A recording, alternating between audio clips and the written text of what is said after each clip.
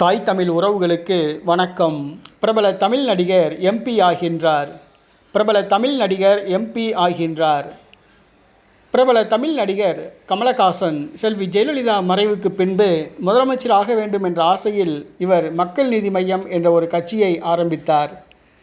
பரபரப்பாக பேசப்பட்டார். ஆனால் கழுதை தேய்ந்து கட்டெரும்பான கதையாக இவருடைய கட்சி மாறிவிட்டது. நடைபெற்று முடிந்த பாராளுமன்ற தேர்தலில் ஒரு தொகுதிகளில் கூட மக்கள் நீதி மய்யம் போட்டியிடவில்லை.